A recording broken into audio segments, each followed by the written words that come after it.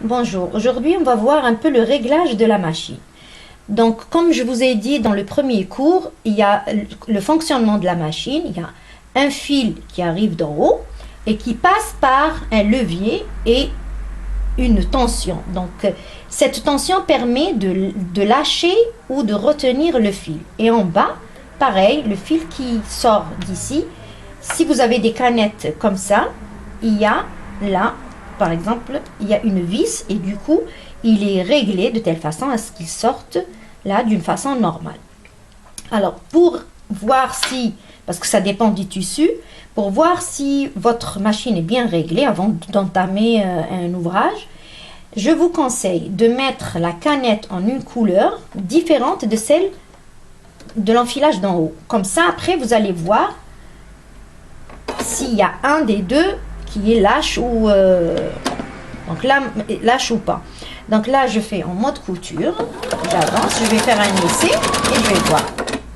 Là, je m'arrête et je vais voir. Alors, si la machine, elle est bien réglée, là, le tissu, il ne faut pas qu'il tire là. Il ne tire pas. Et surtout, il faut aussi que le fil de la canette, il reste derrière et le fil de l'enfilage, là, le bleu, il reste en haut. Alors, par contre, si vous voyez que ici en haut, on voit les fils marrons, ça veut dire qu'elle est déréglée. Ou vice-versa, si on voit ici trop de bleu, ça veut dire que il y a un fil, il y a une tension qui ne va pas, ou peut-être les deux.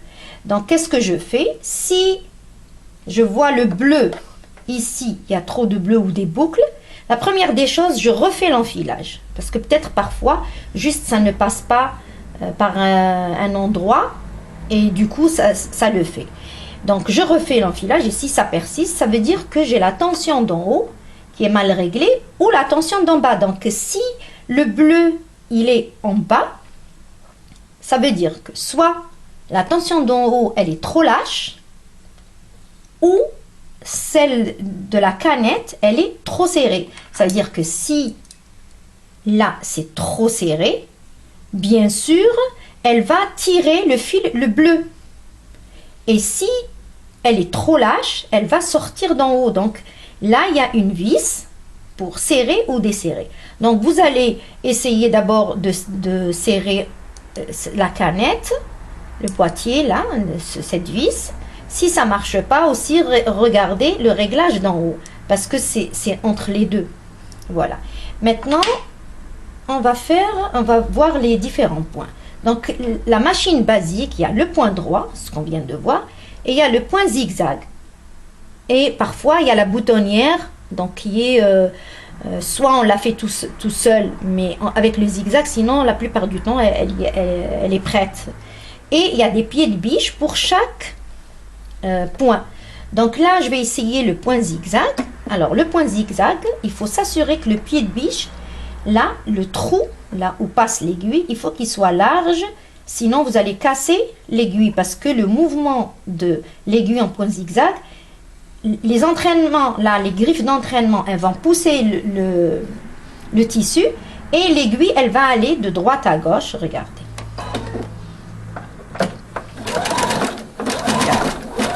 Une fois droite, une fois gauche, une fois droite. Et voilà le zigzag. Maintenant, si je veux... Alors après, il y a des réglages. Je peux la régler en plus large ou plus... Enfin, ça dépend ce que je veux. Ou plus serré ou plus large.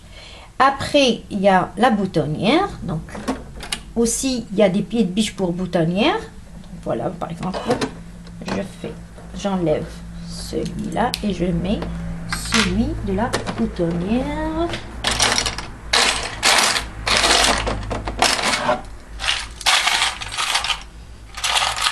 Il est là.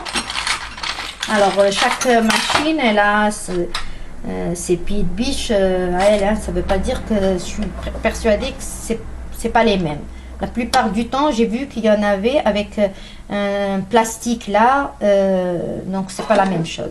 Voilà, donc, alors est-ce que j'ai mis? Je mets en boutonnière et la mienne, qu'est-ce qu'elle va faire? Elle va faire un zigzag vers l'arrière. Voilà. Après, je mets le zigzag large et après elle va me faire un zigzag vers l'avant et après elle va finir par un zigzag large. Regardez, le mouvement qu'elle a fait, elle a fait ce zigzag en partant vers l'arrière, après un large, après elle est revenue avec un zigzag petit et après elle a fermé et après bien sûr vous allez ouvrir la boutonnière délicatement. Voilà. Et bien sûr, avant de faire la boutonnière, il faut mesurer le bouton, le diamètre du bouton et vous rajoutez 1 millimètre. Par exemple, si vous avez un bouton de 1 cm, alors il faut prévoir une boutonnière d'environ 1,2 au moins. Voilà. La prochaine fois, alors exercez-vous à faire des coutures droites, les différents points, et en attendant le prochain cours, on va faire un ouvrage très simple, soit un coussin, soit ou alors on va faire des ourlets aussi, c'est très important. Au revoir et bon courage.